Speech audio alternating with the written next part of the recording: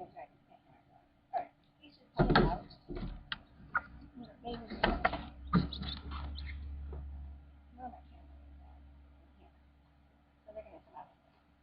So Lizzie is in the aviary area, making sure it's safe for the babies. And Lizzie is on the bed over in the wall area, and a little bit is on the floor in front of the bed. Those are where the girls are. So, you guys coming out? Time to come out. Let's go. Snicker, Doodle, come on. Let's go.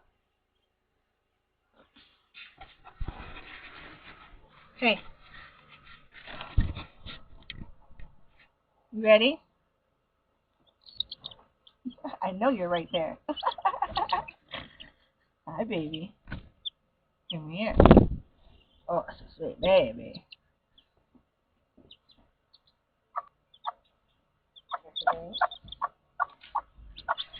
You getting your wings? Alright, say hi to everybody on camera.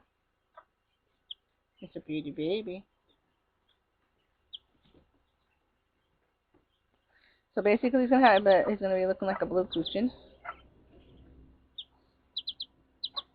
I don't know. You ready? Look at his. She's ready to come and unlive them. And Snickers. You coming out, Snickers? Come here. Okay, I gotta grab him. Just a minute. Come here, baby. Now, Snicker can't fly because he's a frizzle. So I have to make sure. Well, he says he can fly. But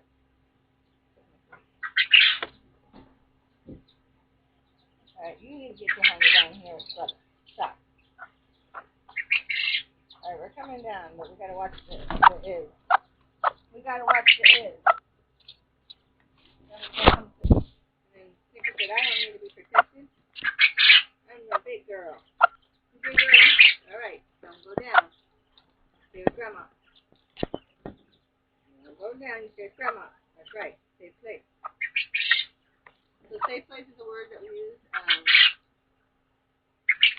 I would say Izzy's not a safe place. Be nice then. If you don't want people being mean, saying you're mean, then don't be mean. That's just how it works. You coming over, Ish? Ish is there's a rat in there. A rat trying to get your babies, boo.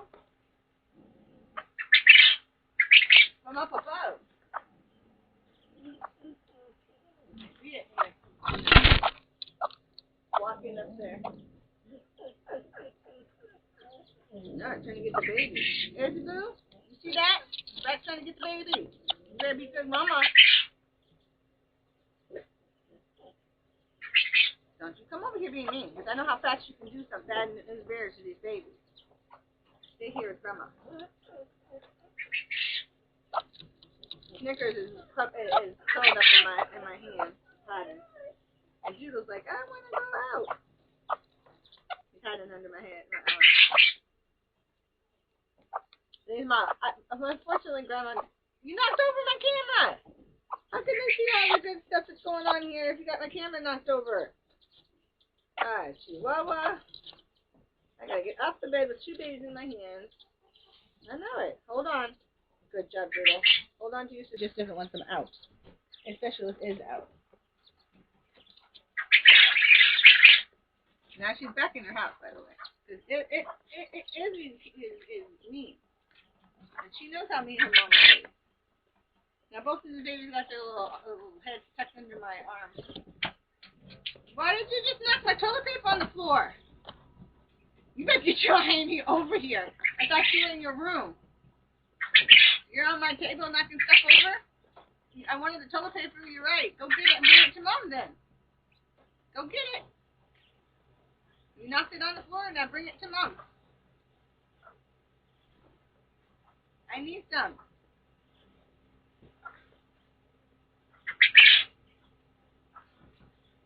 You're not going to get me some toilet paper from Mama? You're just going to make sure it's safe? Good job, Mama. Is you making sure it's safe too? What a good girl. She's over there by the door now. She can make sure it's safe over there. Good job. Make sure that there's nobody hiding in the clothes. He's telling her to come and get her baby. Come and get your baby. Lizzie said, come and get your baby. Up, come on. Lizzie, come on. Thank you for asking nicely. Let me keep him safe. Doodle bug has got his head tucked underneath and his whole head is in my armpit. He's being a good boy, isn't he? Snickers not so much.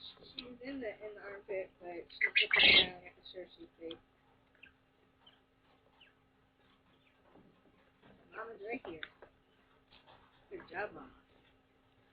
You are the best mama in the whole world. I know it. You trying to get the toilet paper so I can clean up after your baby?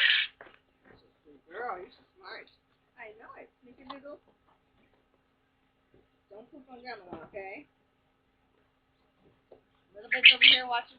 She's clickety clacking. That's the noise. If you hear a bird make a clickety clack noise, that's like actually a good noise. That means they're happy. If they're doing the buck noise you guys traditionally hear as birds, that actually is an early warning system. That is not a greeting of welcome. That is actually a warning saying that there's a predator coming. It's like a mild alert type situation. Like, I can't say that because it's really like somebody that's knocking at a bill collector knocking at your door. You're not, you're not going to get harmed by them, but you don't really want them around kind of situation. Well, they can shut off your electricity, they'll do some harm, but they can do that without coming in your house. Oh, it's a sweet baby. You guys can come out if you want. You want to come out? That's your mom. A little bit's watching us. She's got, her and Liz got Izzy in the corner over there. So I think we're good now. You guys can come down. Go see Mama. Oh, good listening. What good babies. Well, actually, you're stuck with me again. Mama said she's going to go foraging. She's foraging. You have to stay with Grandma. Good job listening to Mama and Grandmama. Don't get in that. Get out of that mop bucket right now. Get out of it. That is a bad thing to do. Get out of that. Get out of that mop bucket. Move it. Thank you very much. See, we don't go in that mop bucket. Dangerous. Danger, Will Robinson. Danger. That's the most dangerous you can get. Oh, there's bad news bears. That's the word. That's the predators. We call predators bad news bears. Danger, Will Robinson is the warning. Is our warning. Is my verbal warning call. And mostly I use these kind of different things from TV shows because one, people they recognize it as what it is, and so they're not as like surprised by me yelling at danger, Will Robinson, danger. And that's basically telling them that they need to come back to the poop. Come over here. Oh, Mom wants you to go in the aviary. All right, here we go. Come here. Come here. Mom wants you to go in the aviary.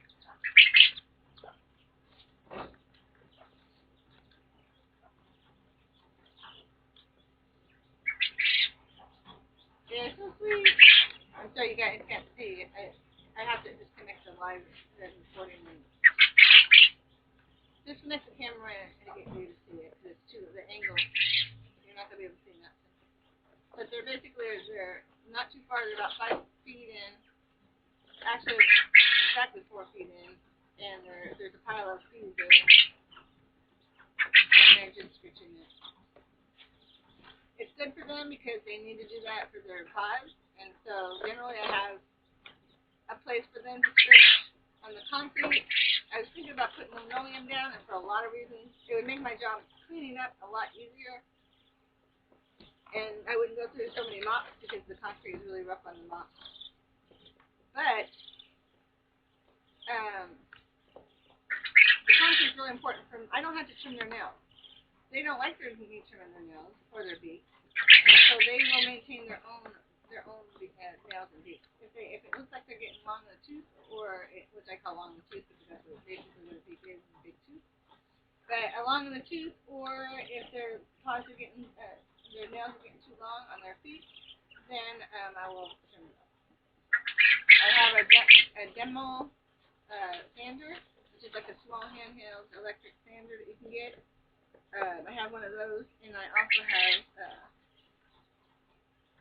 animal clippers, and I find, to be honest with you, people nail clippers is the best for me. Not when they're doing this.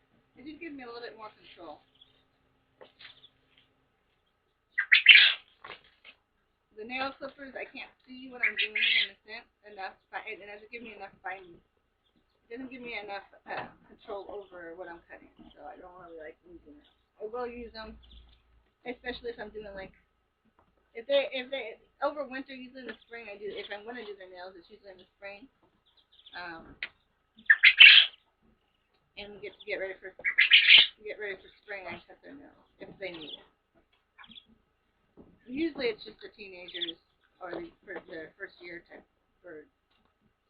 After the first year, they pretty good get with things. Most of the time, they get it down pat. I don't have to do much of anything. I don't have to help them with their feathers. I don't have to help them with their cleaning their feet. You're not going in there. You're not going in there. You can be quiet and sneaky and pretend like you're not going to be doing what you're going to do. Oh no, you're not going in there. Did you lay an egg this morning? You did. No babies, huh? No more babies. We're not even supposed to have those two. And hopefully they're girls. And I don't have to rehome them if they're girls, because I have too many boys right now. And who did this to you? Did Luna do that? She did. Oh, sorry. Here's no noise. There's a million both being Luna. Don't let them pull your feathers out. It is terrible with that. She will let them pull, after a period of time, had pulled all the feathers out of her head. And so she went all winter with no feathers until spring. So she molted. But she had already molted her winter molt when he was doing it. He's doing it, and now Luna's doing it. I'm not going to let you go. She's stomping her little feet. She doesn't want me to hold her, by the way. This is not, it's a loving cuddle. It's just not what she wants. What she wants to do is go over there and unlove those children. And she's not going to do it. A little bit's going to whoop your hiney. You want a little bit to whoop your hiney? You see what she will? That girl's going to whoop your hiney. Yeah, she will. You know it. She don't put up with that. The Izzy's are unliving of children. She hates children, which is surprising she went broody. And when her son became ill, she shamed him and wanted to unlive him every single day until the day he passed. She was upset that he passed.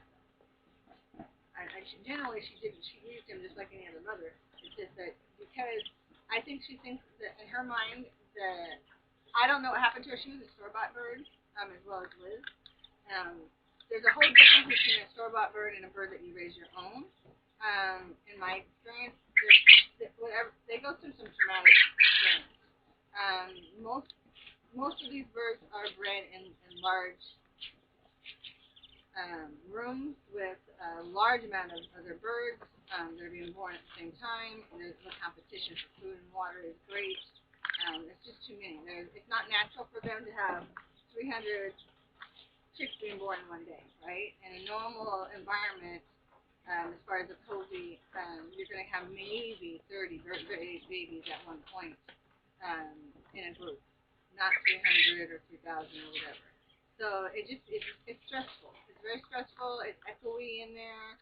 They don't put any kind of soundproofing on the walls, so the sound echoes back and forth. So it's very confusing for the birds because they use sound a lot to locate food, water, where it's warm, where it's cold, those different things, and if it's echoing all over the place, it's really difficult for them to focus. So I personally feel that any bird that's purchased or got from like a large quantity like that, they're going to have some behavioral problems. Not nothing that you don't have that's not workable. most of the time. But they also have a little bit of PTSD. Now I don't know what happened to her. She is kind of like the attachment disorder type child. She's very loving, cuddly, and then all of a sudden she decides to Jekyll Hyde on us and unlove a child that we didn't know. And we thought it was a fluke. We thought it was like an accident until she did it multiple times, or attempted to do it multiple times. So I think what it is that she sees any children or infants as potential taking from her, and from her needs from emotional needs that she's getting, whatever those things are. She also sees them as like a predator's next man, and so getting rid of something that's going to attract predators is obviously she's very narcissistic. Let me put it that way. Most chickens I don't feel that I've come in contact with or lived with are narcissists. They're very emotionally intelligent animals. They're very needy as far as wanting that connection with another life force, be it a dog, a cat, it doesn't really matter. That need is there. But then you're going to end up with sometimes, like I said, I think sometimes with somebody like her. Like I said, I was very surprised that she did go broody. She physically went broody. Unlike Isha, who never went broody. Like physically, she's never. The only reason why I think she was able to hatch those eggs out is because, one, she's in an environment that's a controlled environment that's heat controlled, as well as weather controlled. So she's not out in the wild. The room is always kept at least at 78 degrees, and then, between her sitting on it. She never pulled her feathers, she never did any of that. They are healthy. They look healthy anyway. But Coochins have a lot of feathers. A lot of feathers. Hi, baby.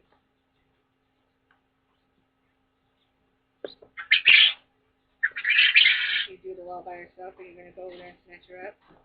Yeah. She's going to iron up, baby. I love you. You should having those children have nothing to do with you. And you know it. I respect you so much. I love you. You gotta stop being on the girl. You gotta stop being on the girl. It's hard to love you if you're always not away. You're always in time out in the bird room. Mama don't get to sit with you and love with you.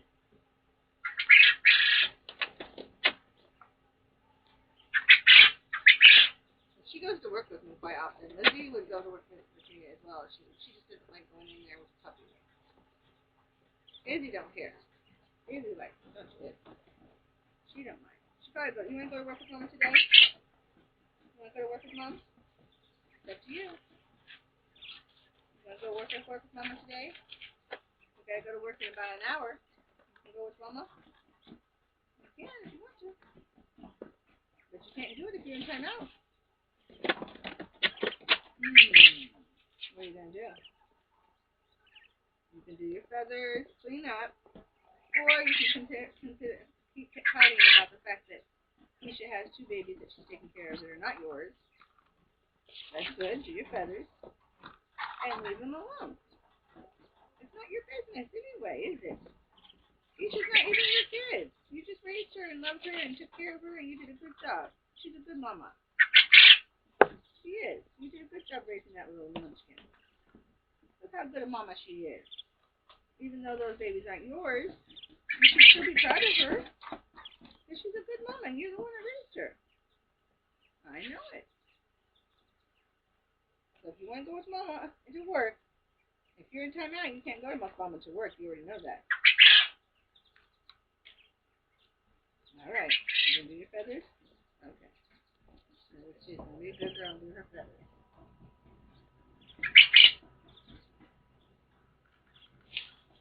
Because she wants to go with Mama to work. And we have to have clean feathers if we're going to work with Mama. Mama don't let no nasty girls come to work. Gotta have clean paws, and our feathers have to be nice and pretty and neat. Our butts have to be clean. You know it. Alright, can I put you down now so you can do your feathers? I love you. You make good choices, huh? She's thinking about it. want to go to work with mama, or I want to try to make an attempt on the life of a little baby chicken. What am I gonna do? What am I gonna do? And I know if I do something like that, the little bit's gonna be mad at me, and Liz is gonna be mad at me, and Stacy girl's gonna be mad at me, and Mama's gonna be mad at me, and my own Isha girl's gonna be mad at me. I really don't think it's a good idea. I think it's a good idea to do my feathers and get it all pretty so that when Mama takes me to work, everybody sees how beautiful I am. That's a sweet, sweet baby. Look at how beautiful she is. She's got the most beautiful feathers, just like a little bit. A little bit. You could have her each as your daughter, huh? She would be a good daughter. When I got Izzy and Lizzie at the same time, little bit like would not have nothing to do with those children. She's like, you brought 2 girls in my house? How dare you? I had control of all these boys, man. I got 2 girls. Oh, no. It was so funny. Until they started hitting teenager, and I said, well, you better do something with them, because you're going to be watching them from now on. So you better do something with them. And she finally started working with them.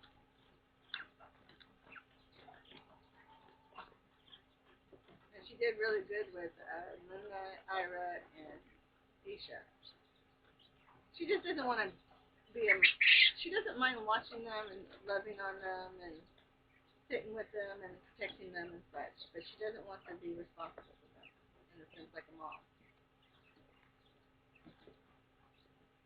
A little bit takes her job very seriously, I said to him. It's not an easy job, especially when I hear horror stories of people unliving there and culling their head hens because they don't understand the dynamics of the chicken group. They don't understand that she's not being a bully, she's not being mean, that there is reasons why. What she was tormented, Izzy was tormented for, I guess, almost 2 years. Well, a year and a half. By all the girls. Well, there was only 2 of them, Lizzie, her sister, and a little bit, and myself, and Faith. But she was shunned by all of the girls because of what she did. So not only did she unlive Lizzie's child, her only baby that was born, she also unlived several quail babies. So normally during the nursery situation, I was gonna have the hens be out. But I did watch and observe Lizzie have her second year that she had babies, and then Izzy had babies that year, and then Isha's which is this year basically, and then Isha and Luna are the results in those two girls being broody. Well, Isha actually was incubator baby. She was the only one that was supposed to be born this year. Then she was like halfway through her incubation process, she decided to go broody, and she got on Ira. And Ira was born. But I switched out the eggs. I didn't really switch them out behind her back. I gave Isha to her. She said that she'd take care of Isha. And then I had already been setting her up for this, because every time she took a break, I would take her egg, which is Ira's egg, and put it in an incubator.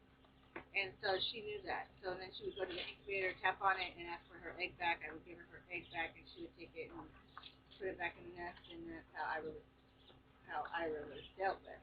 So when it was time for when Isha was born in the incubator, it was time. I just brought Isha to her and said, hey, you want to take care of this baby? And she's like, sure. And she took the baby underneath her and everything. And then when her first break happened,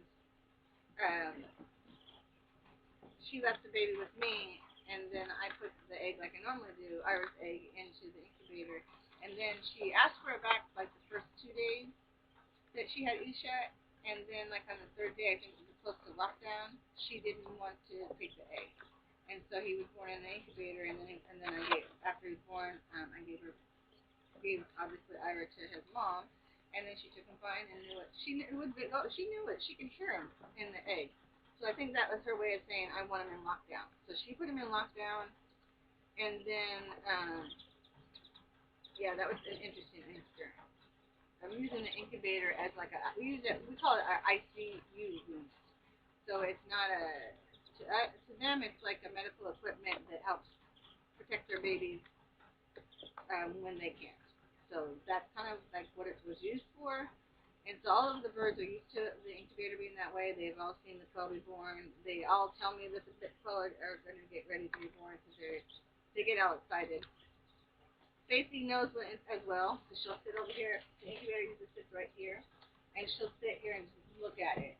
And she knows that they all know. They'll all come up to it and start like. And then at that point, usually if I'm incubating quail, I'll put quail chicks. We call quail music. So basically, it's just quail chicks, and I have it on repeat. I think I have enough recording on my own to do that now, but I usually use a YouTube video. And we'll put that on repeat until all of them are born. Right, baby? We do the same thing with chicks. I just put the sounds of chicks on there, and it seems to help them be born quicker. But that's how we roll around here. We work together as a team, don't we, girls? I try to give them, like I said, free choice on everything. Obviously, they can't go to work with me. And a lot of times, the resident has encouraged me to bring them to work, obviously. But I try to bring Luna, and he's good for like less than 5 minutes, and then wants to call out to his brother saying, "I'm in the house." And then of course he gets kicked out because she was sleeping. And her bedroom's like right next to the front room, obviously. So it's a small little bitty house. So there's not a lot of space. They can't hear anything in here, which is nice. Back up, and I can't hear.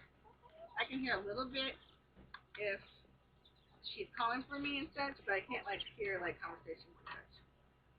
So she doesn't necessarily ever call me.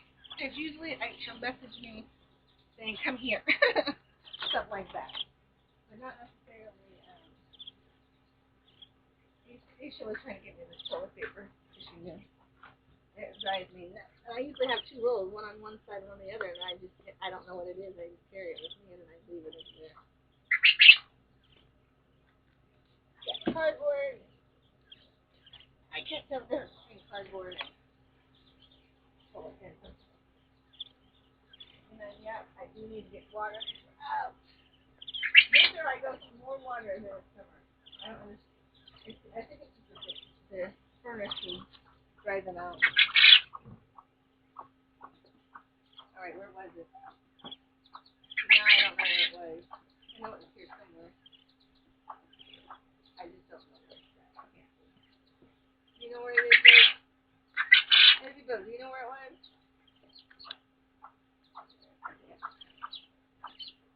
Judo, what are you doing? Where's Mama at? Where's Mama at? She's trying to put them back to her room. Come here, Judo. Hurry up. Hurry up. Hurry. Keep going. Keep going, baby. Keep going. Go see Mama. No, keep going. Grandma got you. Grandma got you. Grandma got you. All right, here you go. Judo. Come on. Come on, we gotta go up, up, up, up. Grandma's gotta take you up. And they're vibrating. When you hear the vibration on here, it's cool. All right, get down. Mama, come on. I'm shutting the door. I know the fan's right on there. I had it on there because I forgot to turn it. I forgot to turn it. The fan was blowing on the 12 boys. I gotta check them right now. Normally I don't have it directly. I have it indirect. I'm coming. I'm picking up right now. You don't need me, but you just stepped on Doodle. You just stepped on Doodle. How you guys doing? You guys okay? Was that too much air? That was a lot of air, wasn't it? I know it. Alright, so they're where they mean to go. Hi, girls. Are we doing good in here? Is everybody okay? Now I'm getting OCD with these girls. Everybody good in here? No flying in the house. Teddy Bear, you know this. An ongoing rule. And I can tell when you're flying in the house because your little head is got feathers missing. No flying in the house. It is dangerous. Now that you know this, you make sure those girls listen to you. I know it's hard work. Your mama had to do it all by herself. So you know. All right, you guys listen to Melody. She's in charge. I don't want to hear nothing about you guys being bad girls. You guys get along. You're supposed to poop down here and sit up here. We can't push this back. No, we can't push that back. No, we don't want to do that because I don't want you guys getting underneath there. You guys leave that alone. All right, I'm gonna look over here and switch water and food situation. All right, you have water and you have food. All right, we're good. I said no flying. What did I just say, Miss Girlfriend? That's how your sister just passed away because she flew in the house. You can't fly in the house. It's dangerous. And it's not safe to go in the aviary this morning. They said no. And the only reason why the babies got to go is because one, there's like 5 freaking hens looking at them, and they can fly. You're out of water. Okay. I think I'm out of water too. I got enough. I gotta get the water for the big birds. There's not a lot in there, but there's enough for you guys to get them. That's it. Alright, I gotta get this water filled up. This food is this is the big girl food. It needs to go back on the ground. I gotta turn off the big bowl water light. I need some birds. And I got to start getting ready to go to work. I know it. Mom's gonna turn off the light because generally after the first breakfast we turn the light off. I plug in this light, like a night light, and then the aviary light stays on. So the overhead lights go off. Like that. So the strobe light stays on. We have 2 of them actually. We have one that goes over here. Well, you can't see. I'm holding up one in my hand. I'm being silly. I'm used to doing 2 different ways, and I forgot that I was doing it recording. So anyway, we have one right here, and then behind us we have one as well. So there's 2 strobe lights, and that's for the rats and rodents. The movement, they can't tell if a predator's stalking them because of that movement. So it kind of like deters them a little bit. It's kind of like, I guess, would be no different than a tiger, mouse trying to hide in like the wheat stalks and such, and the wind blowing. They can move around when the wind's blowing because the tiger can't tell if it's the mouse or if it's the wind, that kind of thing. Anywho, we got the strobe lights on, we got the aviary lights on. The aviary's open for the big girls to go in and out if they want to. It gives them more space, different environment. It's got the tarp on there so that they can be cleaned. And then, of course, on the bed, the girls hang out here with space. I have the video on the bed, and I usually do a fast-forward version of it. I might turn off the strobe because that kind of just is very irritating. But I want to, usually the rodents slow down around 9 o'clock, and that's kind of when the daylight comes out. That's usually when I turn off the strobe. So I'll wait until then. So the strobe in here, in this room, this part of the room gets turned off and unplugged, and it's just the aviary lights, the outdoor lights. We have one window right there, and then the bird room has its own light source. It has its own window and air and ventilation and everything in that room, and so they generally, unless it's like a stormy day or a snow day or a cloudy day, I don't generally turn the overhead light on. But their overhead light is got it's like a glow lamp, and the reason why I like the glow lamp in there is because it gives them a different UV ray. It mimics the sunlight. So anyway, that's how it's a cheap way of getting like the blue, the seasonal depression. It's a cheap way of getting a replacement of seasonal depression lights are very expensive. I did buy them one. They loved it. It's more powerful, obviously. It gives off more of the light rays they need. But unfortunately, the rats chewed the cords. On everything I own, the rats have chewed the cords on everything. It's ridiculous. I'm waiting for them to choose my furnace cord. So it's up in the air for that. We've tried doing that. The incubator, we've done that as well. I've tasted it really good. They've almost chewed in half of that incubator. So yeah, I was not happy. So I just taped it up really good, and that way if it's chewing on something, it's going to be taping up the actual cord itself. But yeah, they chew all my cords. I don't know what it's about, but anyway, that's how that's been rolling. So I've lost a lot of equipment because of them chewing my stuff. So anyway, these light systems on a strip, they don't seem to care about the strip. It's just electric cords that they chew. But anywho, I'm going to go to work. It's 5 o'clock. Usually I go in and start taking care of my personal needs. At that point, we do have puppies that are going home today. So that's exciting. I'll try to videotape some of that too. 2 of them went home yesterday. 2 girls. We have 4 total girls, and 2 of them went home yesterday. Last night, actually, another one was supposed to go home last night, but they have postponed it to this morning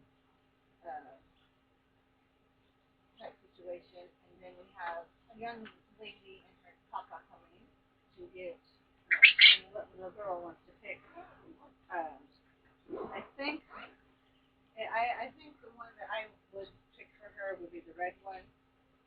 As far as the demeanor of the boys, that's basically all we have left is boys at this point, and the girls went quick. Petit LaFleur has a mama right now. I'm going to ask, which sounds like a weird thing to do, but I'm going to ask the mama to like do a recording of her or something so that I could play her voice for her. Petit LaFleur has genetic a chromosomal issue, and so and the biggest concern obviously is health issues, is like congenital disorders like heart issues. She is better. She has sinus issues. Her biggest issue at birth was that her sinuses were almost 90% closed. She can get a little bit of air out of this one on this side. She snores, but she can get a little bit out of this air. But we have basically had to stick our hands in her mouth so that she could breathe, because instinctually they seal their mouths. They don't necessarily breathe out of their mouth, because when they drink, they have to be able to drink and breathe at the same time. And the only way to do that is that they don't get no air into the mouth. So anywho, we had to teach her how to do that, because she couldn't nurse long enough to and not aspirate, because she was trying to breathe at the same time through her mouth. So anyway, we did that, and that was, she had 24/7 care. She was never left alone during that time. It was almost half of her life. They're only like 6 weeks, 7 weeks old now. I think they're 7 weeks old. They'll be 8 weeks in a couple of days. But she was having breathing issues up until she was almost a month. So she had pneumonia. She obviously got pneumonia.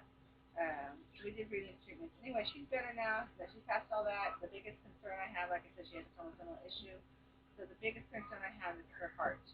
I knew putting her on solids, when they finally got the teeth and we were able to put her on solids and such, and they're doing really well with that. That's why she's growing. I knew that, because she's, even with bottle feeding her, she still has the same issues. It's hard to breathe and eat at the same time. So I knew that when she started eating solids, that goes down a different way, and that she could breathe at that point and eat. So that has worked. She is gaining weight on that. She's doing really, really well. The biggest thing is that her endurance is she's a feisty little girl, because she's had to fight so hard to get to where she needs to go. They, when they're that failure to drive, usually the rest of the litter mates kind of ignore them, because they know that they're going to pass, or kind of just like push them to the side, and so they don't really associate with them and different things like that. So anyway, I've done a lot of work with her and the other puppies to make sure that didn't happen. And she's feisty. Like I said, she's very smart. I tell her, hey, Mama's coming in the room, and she'll be on the other side of the where Mama Nurse is in the bed, and so she'll be playing or whatever, and she'll start running to the bed, waiting because she knows Mom's coming. And so the other thing that she does, this is so funny, is if there's a full house, and she's literally, well, now she's caught up about halfway now, so she's about half the size that they are. Her little sister, who actually is the runt, which is funny, because she actually is the runt. She's just the smallest healthy pit bull puppy we have. So technically, she would be the runt. Anywho, I don't think that I'm not patting myself on the back, but I do have extensive medical working with hospice, working with genetic disorders. I've had extensive experience working in the medical field with very severe children as far as their medical needs and their physical disabilities. So I've had a lot of, I've worked with the severest cases and not necessarily the average cases. So my experience is a little bit different and more extensive in some cases than doctors and specialists because of the rarity of some of the cases I have taken care of. So anyway, I have a lot of experience in that sense, and I've also had that same experience with husbandry as far as taking care of animals. We lived in a farm. We had farm animals in a large scale, and I was the one that was assisting in all that. So my mom also bred dogs. So here, no, there, I do have a lot of experience. So anyway, I don't think she would have made it under normal circumstances if I wasn't there. So that's just kind of how that went. Uh, so she will stay until she's physically able to be strong enough to handle the transition from one environment to another. She's not strong enough at this point. Like I said, she's still at that newborn stage where you're wobbling back and forth, and not able to hold a stance. She can jump and run and all that stuff, but her endurance is very, very, very, very, very short. Last night I was playing with her, and she's the longest I've ever seen her play. Mostly because as she knows that everybody's getting their forever home, I've always been clear and honest with the puppies or any animals that I work with. I'm very verbal with them because what's going to happen, what's going on, and I truly believe they understand. Because to this day, when Faith was little before she got her shot, because she was a rescue. She wasn't really technically she was a rescue, but she wasn't a rescue. So she was given to us prematurely. So I got her at like 3 or 4 weeks old. She was still nursing. She didn't have teeth yet at that point, and so there was a situation that happened. So anyway, I ended up getting her prematurely, and she was not even in my. She had by the time I got her, she was already in her third home. I was her third home in her short-lived life, and so she was a little bit traumatized with that. But anyway, when she was little, she wanted to go outside, and of course she didn't have her shots at that point, so because she was too young, and so I promised her that she could go in the grass. I just talked to her about different things. She had a lot of PTSD issues, very traumatized puppy, and so she had a lot of behavioral issues because of that. So anyway, I started to work with her on calming her down. And so it was so funny when she finally got her shots that same day. We came home from the vet, and she literally just went right out in the grass and just rolled around in the grass just for hours and hours. And it's still to this day, it's her favorite thing to do. So she likes to use do, and she likes to pool. She does not like taking baths in the bathtub. She does not like taking baths and getting wet. She does not like the rain. She does not like the. She doesn't mind the snow so much. She does not like the rain.